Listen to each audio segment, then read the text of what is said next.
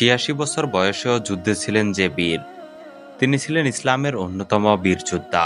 তিনি ৮৬ বছর বয়সেও যুদ্ধে ছিলেন। তিনি যুদ্ধ করেছেন জীবনের শেষ দিন পর্যন্ত। তিনি ইসলাম প্রতিষ্ঠা ও প্রসারের জন্য অংশ নিয়েছিলেন ঐতিহাসিক সব যুদ্ধে।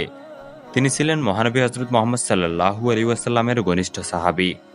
তিনি সেই সৌভাগ্যবান সাহাবী, হিজরতের পর মদিনায় যার বাসায় মেহমান ছিলেন মহানবী সাল্লাল্লাহু আলাইহি ওয়াসাল্লাম। তিনি বর্ণনা করেছেন শাওয়াল মাসে ৬টি নফল রোজা রাখার সহিহ হাদিসটি। তিনি ১৫০টি হাদিস বর্ণনা করেছেন। তিনি মদিনার বনু নাজ্জার বংশোদ্ভূত। তার শেষ আশ্রয় হয়েছিল তুরস্কের ঐতিহাসিক শহর ইস্তাম্বুলে। তিনি তুরস্কে পরিচিত আইয়ুব সুলতান নামে। তাকে দাপন করার ৭৫০ বছর পর ১৪৫৩ সালে এই সড়কের উপর দিয়েই অটোমান সুলতান দ্বিতীয় মেহমেদের বিজয়ী বাহিনী ইস্তাম্বুলে ঢুকেছিল। ইস্তাম্বুলে বিজয়ী মুসলিম বাহিনীর প্রবেশের মাধ্যমে পূরণ হয় তার জীবনের বড় একটি স্বপ্ন। আমরা ইতিহাস থেকে জানি, সুলতান মেহমেদের এক শিক্ষক আকা শামসুদ্দিন তার সমাধিটি আবিষ্কার করেন। ঘটনাটি এমন: ১৪৫৩ সালের ২৪শে মে কনস্টান্টিনোপল অবরোধকারী সুলতান মোহাম্মদ আল ফাতিহের দুই শায়েখ আহমদ কুরআনী ও আকা শামসুদ্দিন সুলতানের সাথে দেখা করতে আসলেন। সুলতান হতাশ হয়ে তাদের সাথে কথা বলছিলেন। এমন সময় আকা শামসুদ্দিন জানালেন তিনি তাকে স্বপ্ন দেখেছেন। আমিরুল মুমিনিন হযরত মুআবিয়া রাদিয়াল্লাহু আনহু এর খেলাফত আমলে মুসলিমরা যখন কনস্টান্টিনোপল আক্রমণ করে, তখন ৮৬ বছর বয়সে তিনি অংশ নেন সেই যুদ্ধে। তিনি ছিলেন মুসলিম বাহিনীর পতাকাবাহী। যুদ্ধে মুসলিমরা পরাজিত হয়। তিনিও যুদ্ধ চলাকালে মৃত্যুবরণ করেন। মৃত্যুর আগে শেষ ইচ্ছে পোষণ করেছিলেন এভাবে: কনস্টান্টিনোপলের যতটা সম্ভব কাছে নিয়ে আমাকে কবর দিবে, যেন কনস্টান্টিনোপলের বিজয়ে মুসলিম বাহিনীর অশ্বক্ষুরের ধ্বনি আমার কান শুনতে পায়। সুলতান ৩ জন সঙ্গী নিয়ে সারা রাত ধরে সেই কবর খুঁজলেন। ভোরবেলা খুঁজে পেলেন কবর। কাফন খোলা হলো। মোহাম্মদ আল ফাতি দেখতে পেলেন তার হাতে একটা ছোট কাগজ বাঁধা। সেখানে লেখা, তোমরা যদি কোনোদিন কনস্টান্টিনোপল জয় করতে পারো, তাহলে শহরের এক টুকরো মাটি আমার হাতে এনে দিও। ক্যাম্পে ফিরে আসলেন সুলতান মেহমেদ। সৈনিকদের ডাকা হলো।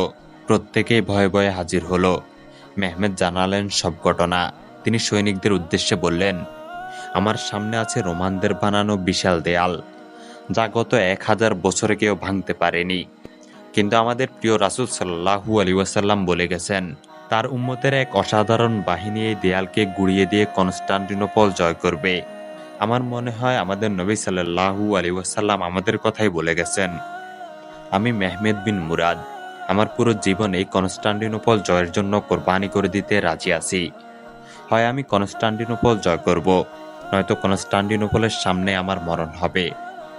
নবীজি সাল্লাল্লাহু আলাইহি ওয়াসাল্লামের প্রিয় সাহাবী তার কবরের জন্য এই শহরের মাটি চেয়েছেন। আমি কি তার কবরে কনস্টান্টিনোপলের মাটি এনে দেব না?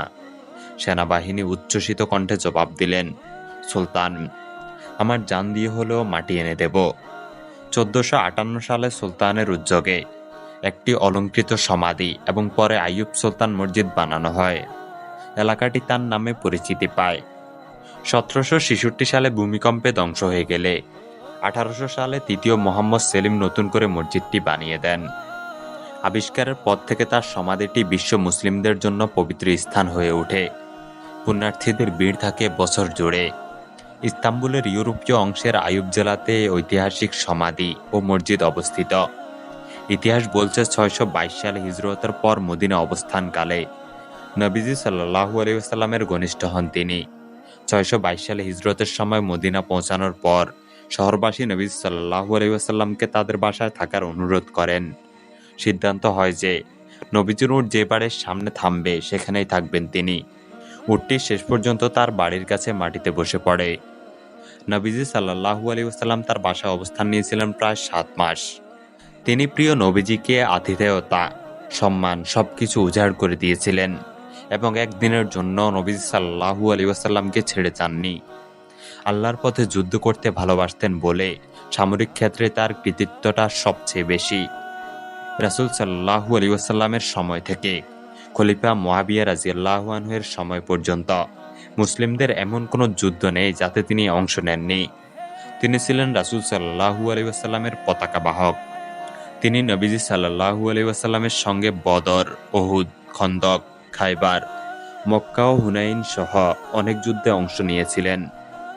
আবু বকর রাজিয়াল্লাহু আনহু ও ওমর রাজিয়াল্লাহু আনহুর নির্দেশে যুদ্ধ পরিচালনা করেছিলেন সিরিয়া, প্যালেস্টাইন ও সাইপ্রাসে।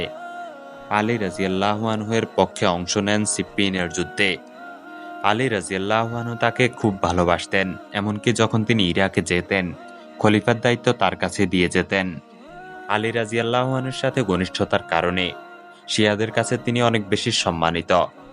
মুসলিমরা মিশর জয় করার পর 642 সালে তিনি পুস্তাতে চলে যান এবং আমর ইবনুল আস মসজিদের পাশে বাড়ি বানিয়ে বসবাস শুরু করেন। এ সময় তার প্রতিবেশীদের মধ্যে ছিলেন জুবাইর ইবনুল আওয়াম রাজিয়াল্লাহু আনহু, ওবায়দা রাজিয়াল্লাহু আনহু, আবু যররা রাজিয়াল্লাহু আনহু, আবদুল্লাহ ইবনে ওমর রাজিয়াল্লাহু আনহু, আবদুল্লাহ ইবনে আমর ইবনুল আস রাজিয়াল্লাহু আনহু।